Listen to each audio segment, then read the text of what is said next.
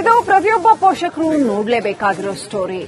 ನೀವೇನಾದ್ರೂ ನಿಮ್ಮ ಮಕ್ಕಳನ್ನ ಶಾಲಾ ವಾಹನದಲ್ಲಿ ಶಾಲೆಗಳಿಗೆ ಕಳಿಸ್ತಾ ಇದ್ರೆ ಎಚ್ಚರಿಕೆಯಿಂದ ನೋಡಬೇಕಾಗಿರೋ ಸುದ್ದಿ ಇದು. ಯಾಕಂತಂದ್ರೆ ಶಾಲಾ ವಾಹನಗಳ ಡ್ರೈವರ್ಗಳು ಯಾರ್ಯಾರು ಹೆಂಗಿರ್ತಾರೆ ಅಂತ ಎಲ್ಲರೂ ಹಾಗೆ ಇರ್ತಾರೆ ಅಂತ ಹೇಳಕ್ಕಾಗಲ್ಲ. ಆದರೆ ಶಾಲಾ ವಾಹನಗಳಲ್ಲಿ ಮಕ್ಕಳನ್ನ ಶಾಲೆಗೆ ಕಳಿಸೋದು ಎಷ್ಟರ ಮಟ್ಟಿಗೆ ಸೇಫ್ ಅನ್ನೋ ವಿಚಾರದಲ್ಲಿ ನಿಮಗೊಂದು ಸುದ್ದಿ ಇದೆ. ಡ್ರೈವರ್ಗಳು ಹೇಗೆ ಚಾಲನೆ ಮಾಡ್ತಾರೆ ಶಾಲಾ ವಾಹನವನ್ನ? ಬೆಂಗಳೂರು ಸಂಚಾರಿ ಪೊಲೀಸರ ವಿಶೇಷ ಕಾರ್ಯಾಚರಣೆ. ಸುಮಾರು 5,881 ಶಾಲಾ ವಾಹನಗಳನ್ನ ಬೆಂಗಳೂರು ಸಂಚಾರಿ ಪೊಲೀಸರು ತಪಾಸಣೆಗೊಳಪಡಿಸಿದ್ದಾರೆ. ಅದರಲ್ಲಿ 36 ಶಾಲಾ ವಾಹನ ಚಾಲಕರು ಕುಡಿದು ಚಾಲನೆ ಮಾಡ್ತಾ ಇರತಕ್ಕಂಥದ್ದು ಕಂಡು ಬಂದಿದೆ. 5,881 ಶಾಲಾ ವಾಹನಗಳನ್ನ ಸಂಚಾರಿ ಪೊಲೀಸರು ತಪಾಸಣೆಗೆ ಒಳಪಡಿಸಿದ್ದಾರೆ ವಿಶೇಷ ಕಾರ್ಯಾಚರಣೆಯಲ್ಲಿ. ಅದರಲ್ಲಿ 36 ಚಾಲಕರು ಕುಡಿದು ಶಾಲಾ ವಾಹನ ಚಾಲನೆ ಮಾಡಿದ್ದಾರೆ. ಇವರ ವಿರುದ್ಧ ಇದೀಗ ಪ್ರಕರಣ ದಾಖಲಾಗಿದೆ. ಇನ್ನಷ್ಟು ಅಪ್ಡೇಟ್ ಪಡ್ಕೊಳ್ಳೋಣ. ನಮ್ಮ ಪ್ರತಿನಿಧಿ ಮಾದೇಶ್ ಫೋನ್ ಕನೆಕ್ಟ್ ಆಗಿದ್ದಾರೆ. ಮಾದೇಶ್, ನಿಜಕ್ಕೂ ಇದು ಭಯ ಹುಟ್ಟಿಸುವಂತಹ ಒಂದು ವಿಚಾರ. 36 ಜನ ಸ್ಕೂಲ್ ಬಸ್ ಡ್ರೈವರ್ಸ್ ಕುಡಿದು ಚಾಲನೆ ಮಾಡಿದ್ದಾರೆ ಶಾಲಾ ವಾಹನಗಳನ್ನ. ಸ್ವಲ್ಪ ಆಚೀಚೆ ಆದ್ರೂ ಮಕ್ಕಳ ಗತಿ ಏನಾಗಬೇಕು? ಏನ್ ಅಪ್ಡೇಟ್ ಇದೆ ಮಾದೇಶ್? ಪೊಲೀಸರು ಏನ್ ಕ್ರಮ ಕೈಗೊಂಡಿದ್ದಾರೆ? ಖಂಡಿತ ಶ್ರೀಲಕ್ಷ್ಮಿ, ಇದು ಒಂದು ಆಘಾತಕಾರಿ ಘಟನೆ ಅನ್ಬೋದು. ಅದರಲ್ಲೂ ಕೂಡ ಶಾಲಾ ಮಂಡಳಿಗಳು, ಖಾಸಗಿ ಶಾಲೆಯ ಶಾಲಾ ಮಂಡಳಿಗಳು ಎಷ್ಟು ನಿರ್ಲಕ್ಷ್ಯತನನ್ನ ವಹಿಸಿದ್ದಾರೆ ಅನ್ನೋದು ಕೂಡ ಇಲ್ಲಿ ಮೇಲ್ನೋಟಕ್ಕೆ ಗೊತ್ತಾಗುತ್ತೆ. ಪ್ರತಿ ಬಾರಿಯೂ ಕೂಡ ಅಂದ್ರೆ ಓನ್ಲಿ ಈ ಸಾರಿ ಅಷ್ಟಲ್ಲ, ಪ್ರತಿ ತಿಂಗಳು ಕೂಡ ಸಂಚಾರಿ ಪೊಲೀಸರು ಈ ಒಂದು ಶಾಲಾ ಬಸ್ಗಳ ವಿರುದ್ಧ, ಶಾಲಾ ವಾಹನಗಳ ವಿರುದ್ಧ ಕಾರ್ಯಾಚರಣೆ ಮಾಡುವಂತ ಕೆಲಸವನ್ನ ಮಾಡ್ತಾರೆ. ಕಾರಣ ಏನಂದ್ರೆ ಸಾಕಷ್ಟು ಮಕ್ಕಳುಗಳು ತಮ್ಮ ಭವಿಷ್ಯಗಳನ್ನ ಕಟ್ಕೊಳ್ಬೇಕು ಅಂತೇಳಿ ಶಾಲೆಗಳಿಗೆ ಹೋಗ್ತಾರೆ. ಬೆಳಗ್ಗೆ 7 ಗಂಟೆಯಿಂದ 9 ಗಂಟೆ ಸುಮಾರಿಗೆ ಈ ಒಂದು ಚೆಕ್ಕನ್ನ ಮಾಡುವಂತ ಕೆಲಸವನ್ನ ಮಾಡಿದ್ದಾರೆ. ಮಧ್ಯಾಹ್ನ ಕೂಡ ಅಲ್ಲ, ಸಾಯಂಕಾಲ ಕೂಡ ಅಲ್ಲ, ಬೆಳಗ್ಗೆ ಇವರು ಕಂಠಪೂರ್ತಿ ಕುಡಿದು ವಾಹನವನ್ನ ಚಲಾವಣೆ ಮಾಡುವಂತ ಕೆಲಸವನ್ನ ಡ್ರೈವರ್ಗಳು ಮಾಡ್ತಿದ್ದಾರೆ. ಅದರಲ್ಲೂ ಕೂಡ ಖಾಸಗಿ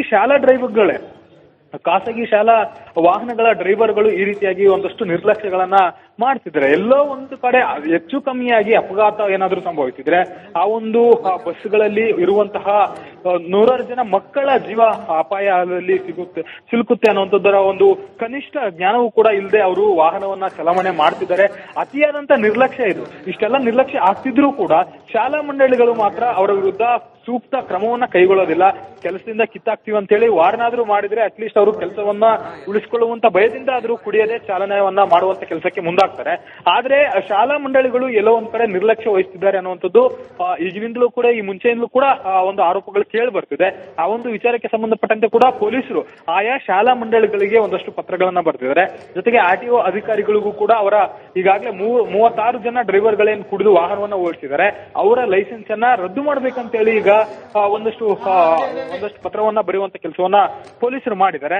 ಇದರ ಜೊತೆಗೆ ಶಿಕ್ಷಣ ಮಂಡಳಿಗಳು ಕೂಡ ಆಯಾ ಖಾಸಗಿ ಶಾಲಾ ಮಂಡಳಿಗಳಿಗೆ ಇದರ ಬಗ್ಗೆ, ಈ ಶಾಲಾ ವಾಹನಗಳಿಗೆ ಸಂಬಂಧಪಟ್ಟಂತೆ ಒಂದಷ್ಟು ಸಲಹೆ ಮತ್ತೆ ಒಂದಷ್ಟು ಸೂಚನೆಗಳನ್ನ ಕೊಡುವಂತೆ ಮನವಿಯನ್ನು ಕೂಡ ಮಾಡಲಾಗಿದೆ. ಇನ್ಮುಂದಾದ್ರೂ ಕೂಡ ಖಾಸಗಿ ಶಾಲಾ ಮಂಡಳಿಗಳು ಈ ಒಂದು ವಿಚಾರದಲ್ಲಿ, ಅಂದ್ರೆ ಶಾಲಾ ಮಕ್ಕಳನ್ನ ಕರೆತರುವಂತಹ ಯಾರು ಚಾಲಕರು ಇರ್ತಾರಲ್ಲ, ವಾಹನ ಚಾಲಕರು, ಆ ಒಂದು ಚಾಲಕರ ಬಗ್ಗೆ ಗಮನ ಹರಿಸಬೇಕಾಗಿದೆ. ಅವರಿಗೆ ಕಟ್ಟುನಿಟ್ಟಿನ ರೂಲ್ಸ್ ಗಳನ್ನು ಕೂಡ ತರುವಂತ ಕೆಲಸವನ್ನ ಮಾಡಬೇಕಿದೆ. Srilakshmi, okay, thank you Madesh ಡೀಟೇಲ್ಸ್ಗಾಗಿ.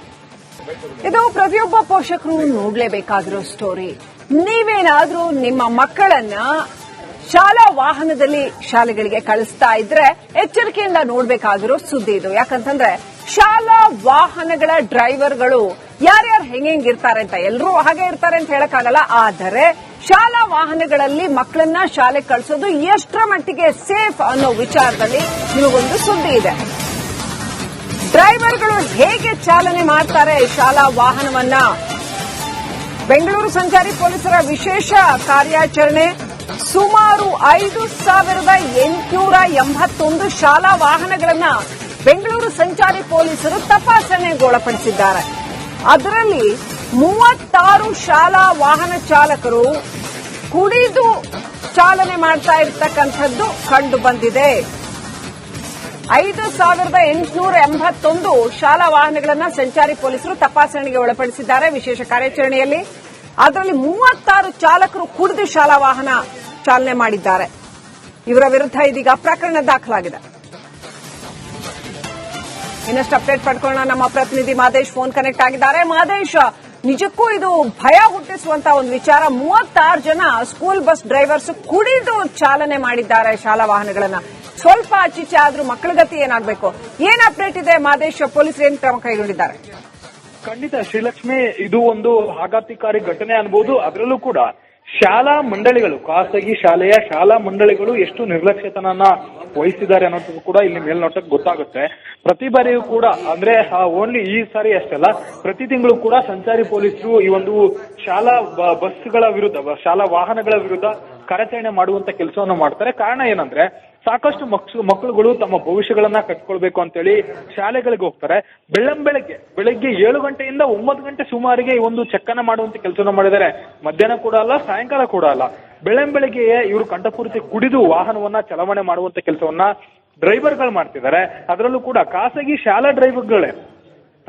ಶಾಲಾ ವಾಹನಗಳ ಡ್ರೈವರ್ಗಳು ಈ ರೀತಿಯಾಗಿ ಒಂದಷ್ಟು ನಿರ್ಲಕ್ಷ್ಯಗಳನ್ನ ಮಾಡ್ತಿದ್ದಾರೆ. ಎಲ್ಲೋ ಒಂದು ಕಡೆ ಹೆಚ್ಚು ಕಮ್ಮಿಯಾಗಿ ಅಪಘಾತ ಏನಾದ್ರೂ ಸಂಭವಿಸಿದ್ರೆ ಆ ಒಂದು ಬಸ್ಗಳಲ್ಲಿ ಇರುವಂತಹ 100 ಜನ ಮಕ್ಕಳ ಜೀವ ಅಪಾಯದಲ್ಲಿ ಸಿಲುಕುತ್ತೆ ಅನ್ನುವಂಥದ್ದರ ಒಂದು ಕನಿಷ್ಠ ಜ್ಞಾನವೂ ಕೂಡ ಇಲ್ಲದೆ ಅವರು ವಾಹನವನ್ನ ಚಲಾವಣೆ ಮಾಡ್ತಿದ್ದಾರೆ. ಅತಿಯಾದಂತ ನಿರ್ಲಕ್ಷ್ಯ ಇದು. ಇಷ್ಟೆಲ್ಲ ನಿರ್ಲಕ್ಷ್ಯ ಆಗ್ತಿದ್ರೂ ಕೂಡ ಶಾಲಾ ಮಂಡಳಿಗಳು ಮಾತ್ರ ಅವರ ವಿರುದ್ಧ ಸೂಕ್ತ ಕ್ರಮವನ್ನ ಕೈಗೊಳ್ಳೋದಿಲ್ಲ. ಕೆಲಸದಿಂದ ಕಿತ್ತಾಕ್ತಿವಿ ಅಂತ ಹೇಳಿ ವಾರನಾದ್ರೂ ಮಾಡಿದ್ರೆ ಅಟ್ಲೀಸ್ಟ್ ಅವರು ಕೆಲಸವನ್ನ ಉಳಿಸಿಕೊಳ್ಳುವಂತ ಭಯದಿಂದ ಆದ್ರೂ ಕುಡಿಯದೆ ಚಾಲನೆಯನ್ನ ಮಾಡುವಂತ ಕೆಲಸಕ್ಕೆ ಮುಂದಾಗ್ತಾರೆ. ಆದ್ರೆ ಶಾಲಾ ಮಂಡಳಿಗಳು ಎಲ್ಲೋ ಒಂದ್ ಕಡೆ ನಿರ್ಲಕ್ಷ್ಯ ವಹಿಸ್ತಿದ್ದಾರೆ ಅನ್ನುವಂಥದ್ದು ಈಗಿನಿಂದಲೂ ಕೂಡ, ಈ ಮುಂಚೆಯಿಂದಲೂ ಕೂಡ ಒಂದು ಆರೋಪಗಳು ಕೇಳಿ ಬರ್ತಿದೆ. ಆ ಒಂದು ವಿಚಾರಕ್ಕೆ ಸಂಬಂಧಪಟ್ಟಂತೆ ಕೂಡ ಪೊಲೀಸರು ಆಯಾ ಶಾಲಾ ಮಂಡಳಿಗಳಿಗೆ ಒಂದಷ್ಟು ಪತ್ರಗಳನ್ನ ಬರ್ತಿದ್ದಾರೆ. ಜೊತೆಗೆ ಆರ್ಟಿಒ ಅಧಿಕಾರಿಗಳಿಗೂ ಕೂಡ ಅವರ ಈಗಾಗಲೇ 36 ಜನ ಡ್ರೈವರ್ಗಳೇನು ಕುಡಿದು ವಾಹನವನ್ನ ಓಡಿಸಿದ್ದಾರೆ ಅವರ ಲೈಸೆನ್ಸ್ ಅನ್ನ ರದ್ದು ಮಾಡ್ಬೇಕಂತ ಹೇಳಿ ಈಗ ಒಂದಷ್ಟು ಪತ್ರವನ್ನ ಬರೆಯುವಂತ ಕೆಲಸವನ್ನ ಪೊಲೀಸರು ಮಾಡಿದ್ದಾರೆ.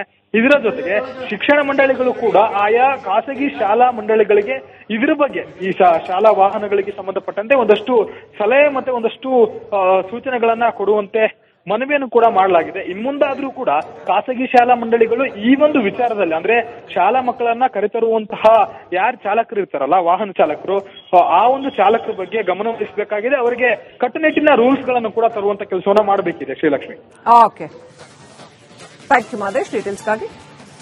ಇದು ಪ್ರತಿಯೊಬ್ಬ ಪೋಷಕರು ನೋಡ್ಲೇಬೇಕಾಗಿರೋ ಸ್ಟೋರಿ. ನೀವೇನಾದ್ರೂ ನಿಮ್ಮ ಮಕ್ಕಳನ್ನ ಶಾಲಾ ವಾಹನದಲ್ಲಿ ಶಾಲೆಗಳಿಗೆ ಕಳಿಸ್ತಾ ಇದ್ರೆ ಎಚ್ಚರಿಕೆಯಿಂದ ನೋಡ್ಬೇಕಾಗಿರೋ ಸುದ್ದಿ ಇದು. ಯಾಕಂತಂದ್ರೆ ಶಾಲಾ ವಾಹನಗಳ ಡ್ರೈವರ್ಗಳು ಯಾರ್ಯಾರು ಹೆಂಗಿರ್ತಾರೆ ಅಂತ, ಎಲ್ಲರೂ ಹಾಗೆ ಇರ್ತಾರೆ ಅಂತ ಹೇಳಕ್ಕಾಗಲ್ಲ. ಆದರೆ ಶಾಲಾ ವಾಹನಗಳಲ್ಲಿ ಮಕ್ಕಳನ್ನ ಶಾಲೆಗೆ ಕಳಿಸೋದು ಎಷ್ಟರ ಮಟ್ಟಿಗೆ ಸೇಫ್ ಅನ್ನೋ ವಿಚಾರದಲ್ಲಿ ನಿಮಗೊಂದು ಸುದ್ದಿ ಇದೆ. ಡ್ರೈವರ್ಗಳು ಹೇಗೆ ಚಾಲನೆ ಮಾಡ್ತಾರೆ ಶಾಲಾ ವಾಹನವನ್ನ? ಬೆಂಗಳೂರು ಸಂಚಾರಿ ಪೊಲೀಸರ ವಿಶೇಷ ಕಾರ್ಯಾಚರಣೆ. ಸುಮಾರು 5,881 ಶಾಲಾ ವಾಹನಗಳನ್ನ ಬೆಂಗಳೂರು ಸಂಚಾರಿ ಪೊಲೀಸರು ತಪಾಸಣೆಗೊಳಪಡಿಸಿದ್ದಾರೆ. ಅದರಲ್ಲಿ 36 ಶಾಲಾ ವಾಹನ ಚಾಲಕರು ಕುಡಿದು ಚಾಲನೆ ಮಾಡ್ತಾ ಇರ್ತಕ್ಕಂಥದ್ದು ಕಂಡು ಬಂದಿದೆ. 5,881 ಶಾಲಾ ವಾಹನಗಳನ್ನ ಸಂಚಾರಿ ಪೊಲೀಸರು ತಪಾಸಣೆಗೆ ಒಳಪಡಿಸಿದ್ದಾರೆ ವಿಶೇಷ ಕಾರ್ಯಾಚರಣೆಯಲ್ಲಿ. ಅದರಲ್ಲಿ 36 ಚಾಲಕರು ಕುಡಿದು ಶಾಲಾ ವಾಹನ ಚಾಲನೆ ಮಾಡಿದ್ದಾರೆ. ಇವರ ವಿರುದ್ಧ ಇದೀಗ ಪ್ರಕರಣ ದಾಖಲಾಗಿದೆ. ಇನ್ನಷ್ಟು ಅಪ್ಡೇಟ್ ಪಡ್ಕೊಳ್ಳೋಣ. ನಮ್ಮ ಪ್ರತಿನಿಧಿ ಮಾದೇಶ್ ಫೋನ್ ಕನೆಕ್ಟ್ ಆಗಿದ್ದಾರೆ. ಮಾದೇಶ್, ನಿಜಕ್ಕೂ ಇದು ಭಯ ಹುಟ್ಟಿಸುವಂತ ಒಂದು ವಿಚಾರ. 36 ಜನ ಸ್ಕೂಲ್ ಬಸ್ ಡ್ರೈವರ್ಸ್ ಕುಡಿದು ಚಾಲನೆ ಮಾಡಿದ್ದಾರೆ ಶಾಲಾ ವಾಹನಗಳನ್ನ. ಸ್ವಲ್ಪ ಆಚೀಚೆ ಆದ್ರೂ ಮಕ್ಕಳ ಗತಿ ಏನಾಗಬೇಕು? ಏನ್ ಅಪ್ಡೇಟ್ ಇದೆ ಮಾದೇಶ್? ಪೊಲೀಸರು ಏನ್ ಕ್ರಮ ಕೈಗೊಂಡಿದ್ದಾರೆ? ಖಂಡಿತ ಶ್ರೀಲಕ್ಷ್ಮಿ, ಇದು ಒಂದು ಆಘಾತಕಾರಿ ಘಟನೆ ಅನ್ಬೋದು. ಅದರಲ್ಲೂ ಕೂಡ ಶಾಲಾ ಮಂಡಳಿಗಳು, ಖಾಸಗಿ ಶಾಲೆಯ ಶಾಲಾ ಮಂಡಳಿಗಳು ಎಷ್ಟು ನಿರ್ಲಕ್ಷ್ಯತನನ್ನ ವಹಿಸಿದ್ದಾರೆ ಅನ್ನೋದು ಕೂಡ ಇಲ್ಲಿ ಮೇಲ್ನೋಟಕ್ಕೆ ಗೊತ್ತಾಗುತ್ತೆ. ಪ್ರತಿ ಬಾರಿಯೂ ಕೂಡ ಅಂದ್ರೆ ಓನ್ಲಿ ಈ ಸಾರಿ ಅಷ್ಟಲ್ಲ, ಪ್ರತಿ ತಿಂಗಳು ಕೂಡ ಸಂಚಾರಿ ಪೊಲೀಸರು ಈ ಒಂದು ಶಾಲಾ ಬಸ್ಗಳ ವಿರುದ್ಧ, ಶಾಲಾ ವಾಹನಗಳ ವಿರುದ್ಧ ಕಾರ್ಯಾಚರಣೆ ಮಾಡುವಂತ ಕೆಲಸವನ್ನು ಮಾಡ್ತಾರೆ. ಕಾರಣ ಏನಂದ್ರೆ, ಸಾಕಷ್ಟು ಮಕ್ಕಳುಗಳು ತಮ್ಮ ಭವಿಷ್ಯಗಳನ್ನ ಕಟ್ಕೊಳ್ಬೇಕು ಅಂತೇಳಿ ಶಾಲೆಗಳಿಗೆ ಹೋಗ್ತಾರೆ. ಬೆಳಗ್ಗೆ 7 ಗಂಟೆಯಿಂದ 9 ಗಂಟೆ ಸುಮಾರಿಗೆ ಈ ಒಂದು ಚೆಕ್ಕನ್ನ ಮಾಡುವಂತ ಕೆಲಸವನ್ನು ಮಾಡಿದ್ದಾರೆ. ಮಧ್ಯಾಹ್ನ ಕೂಡ ಅಲ್ಲ, ಸಾಯಂಕಾಲ ಕೂಡ ಅಲ್ಲ, ಬೆಳಗ್ಗೆ ಇವರು ಕಂಠಪೂರ್ತಿ ಕುಡಿದು ವಾಹನವನ್ನ ಚಲಾವಣೆ ಮಾಡುವಂತ ಕೆಲಸವನ್ನ ಡ್ರೈವರ್ಗಳು ಮಾಡ್ತಿದ್ದಾರೆ. ಅದರಲ್ಲೂ ಕೂಡ ಖಾಸಗಿ ಶಾಲಾ ವಾಹನಗಳ ಡ್ರೈವರ್ಗಳು ಈ ರೀತಿಯಾಗಿ ಒಂದಷ್ಟು ನಿರ್ಲಕ್ಷ್ಯಗಳನ್ನ ಮಾಡ್ತಿದ್ದಾರೆ. ಎಲ್ಲೋ ಒಂದು ಕಡೆ ಹೆಚ್ಚು ಕಮ್ಮಿಯಾಗಿ ಅಪಘಾತ ಏನಾದ್ರೂ ಸಂಭವಿಸಿದ್ರೆ ಆ ಒಂದು ಬಸ್ಗಳಲ್ಲಿ ಇರುವಂತಹ 100 ಜನ ಮಕ್ಕಳ ಜೀವ ಅಪಾಯದಲ್ಲಿ ಸಿಲುಕುತ್ತೆ ಅನ್ನುವಂಥದ್ದರ ಒಂದು ಕನಿಷ್ಠ ಜ್ಞಾನವೂ ಕೂಡ ಇಲ್ಲದೆ ಅವರು ವಾಹನವನ್ನ ಚಲಾವಣೆ ಮಾಡ್ತಿದ್ದಾರೆ. ಅತಿಯಾದಂತ ನಿರ್ಲಕ್ಷ್ಯ ಇದು. ಇಷ್ಟೆಲ್ಲ ನಿರ್ಲಕ್ಷ್ಯ ಆಗ್ತಿದ್ರೂ ಕೂಡ ಶಾಲಾ ಮಂಡಳಿಗಳು ಮಾತ್ರ ಅವರ ವಿರುದ್ಧ ಸೂಕ್ತ ಕ್ರಮವನ್ನ ಕೈಗೊಳ್ಳೋದಿಲ್ಲ. ಕೆಲಸದಿಂದ ಕಿತ್ತಾಕ್ತಿವಿ ಅಂತ ಹೇಳಿ ವಾರನಾದ್ರೂ ಮಾಡಿದ್ರೆ ಅಟ್ಲೀಸ್ಟ್ ಅವರು ಕೆಲಸವನ್ನ ಉಳಿಸಿಕೊಳ್ಳುವಂತ ಭಯದಿಂದ ಆದ್ರೂ ಕುಡಿಯದೆ ಚಾಲನೆಯನ್ನ ಮಾಡುವಂತ ಕೆಲಸಕ್ಕೆ ಮುಂದಾಗ್ತಾರೆ. ಆದ್ರೆ ಶಾಲಾ ಮಂಡಳಿಗಳು ಎಲ್ಲೋ ಒಂದ್ ಕಡೆ ನಿರ್ಲಕ್ಷ್ಯ ವಹಿಸ್ತಿದ್ದಾರೆ ಅನ್ನುವಂಥದ್ದು ಈಗಿನಿಂದಲೂ ಕೂಡ ಈ ಮುಂಚೆಯಿಂದಲೂ ಕೂಡ ಒಂದು ಆರೋಪಗಳು ಕೇಳಿ ಬರ್ತಿದೆ. ಆ ಒಂದು ವಿಚಾರಕ್ಕೆ ಸಂಬಂಧಪಟ್ಟಂತೆ ಕೂಡ ಪೊಲೀಸರು ಆಯಾ ಶಾಲಾ ಮಂಡಳಿಗಳಿಗೆ ಒಂದಷ್ಟು ಪತ್ರಗಳನ್ನ ಬರ್ತಿದ್ದಾರೆ. ಜೊತೆಗೆ ಆರ್ಟಿಒ ಅಧಿಕಾರಿಗಳಿಗೂ ಕೂಡ ಅವರ ಈಗಾಗಲೇ 36 ಜನ ಡ್ರೈವರ್ಗಳೇನು ಕುಡಿದು ವಾಹನವನ್ನ ಓಡಿಸಿದ್ದಾರೆ ಅವರ ಲೈಸೆನ್ಸ್ ಅನ್ನ ರದ್ದು ಮಾಡ್ಬೇಕಂತ ಹೇಳಿ ಈಗ ಒಂದಷ್ಟು ಪತ್ರವನ್ನ ಬರೆಯುವಂತ ಕೆಲಸವನ್ನ ಪೊಲೀಸರು ಮಾಡಿದ್ದಾರೆ.